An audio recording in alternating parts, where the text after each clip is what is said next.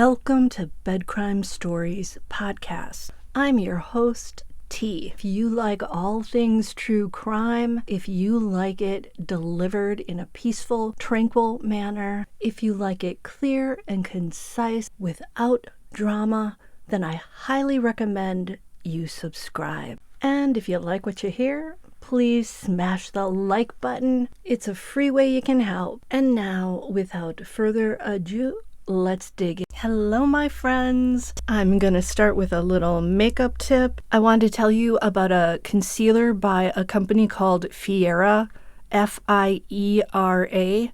It is designed for people who are concerned about concealer getting stuck in fine lines around their eyes. This stuff is a little stickier than most concealers, and what I do is take a little dollop and kind of just gently tap it in around the under eye area, and I find that I don't get that dry look, and honestly it feels like an eye cream and a concealer all wrapped into one. It can look a little shiny, so I do use a little powder over it, but just a soupçon of powder, not a lot, or you're gonna end up looking dry. Okay, I don't get paid by these people, so I'll stop. I know there's some guys out there who probably could care less. So let's move on. I'm going to talk a little bit more about the new book about the case out of Moscow, Idaho. The book is called When the Night Comes Falling, and it's by reporter Howard Bloom. I did read finally at the back of the book that he did not speak to Michael Kohberger, Bryan Kohberger's father.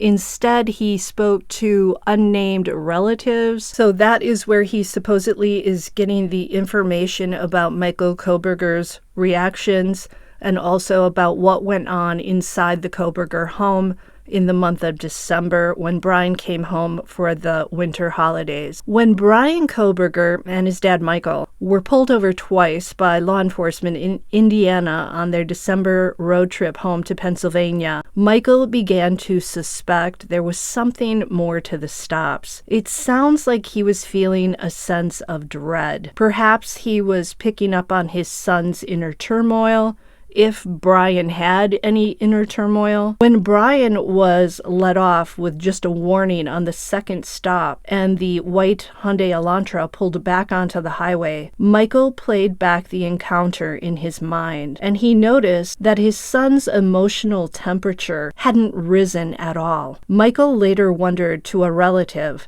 was this because Bryan had nothing to hide, or was it the icy calm of someone incapable of feeling fear? Bryan and his dad arrived home in Pennsylvania on December 16th at around 2:30 p.m. Howard Bloom describes the Kohbergers' home as, quote, a fraying white clapboard home. In the Kohberger house that December was Bryan's older sister, Melissa. She was visiting for the holidays.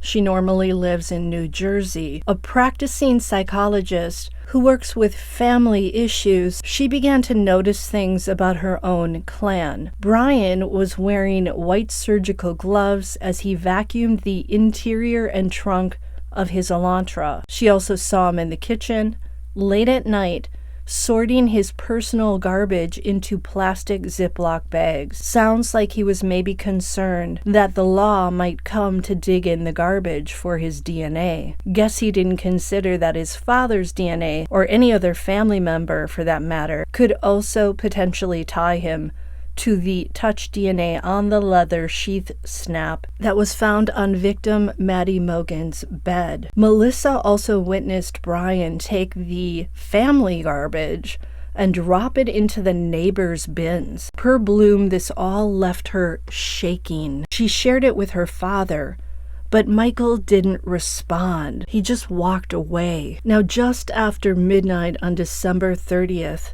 a Pennsylvania State Police Emergency Response Team, or CERT, made up of about 24 members, 8 of which were sharpshooters supposedly, packing Glock 40 caliber pistols, went to the Kohberger home. Officers who would go through the door first also had black HK MP5 submachine guns.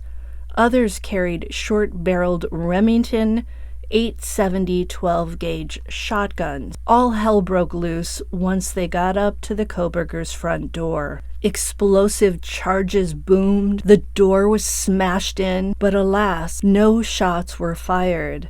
In fact, they found Bryan in the kitchen, wide awake, wearing shorts, a t-shirt, and latex gloves. He was busy doing his nocturnal garbage transfer. One of the agents grabbed him by the collar and heaved him up from a chair. He seemed stunned as handcuffs were slapped on him. Supposedly he was trembling. He was then led down the driveway to a waiting van. Can you imagine the terror that the family must have experienced? I'm pretty sure I would have a heart attack hearing such sounds at night and then getting confirmation that my misgivings might be true about a family member. Per Bloom, Kohberger was talking in the first hours after his arrest. He talked about the case, and he seemed to enjoy it. For nearly a quarter of an hour, he chatted, but all the while he denied his involvement. Finally, though, he said, "Enough, I want a lawyer." When public defender Jason Labar first met with Bryan, they were in a windowless interrogation room. Kohberger seemed very calm, and he told Labar he was eager to be exonerated. He also disclosed that he hadn't done anyone in. Then why's he in the kitchen late at night separating his garbage from the family's garbage? Now that night, Bryan Kohberger's parents received a surprising call. It was from Dr. Catherine Ramsland, Bryan's former DeSales University professor, who also happens to be a well-known authority on serialists. She's something of buddies with Dennis Rader, aka BTK. Ramsland offered the Kohbergers her help and advice. She said Bryan was one of her most promising students.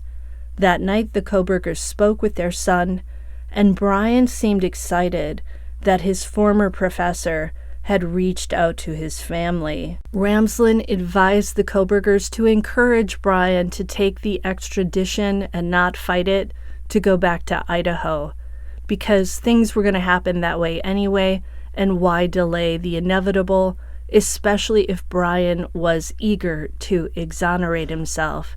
Might as well get the ball rolling. Bloom also touches on the autopsy reports.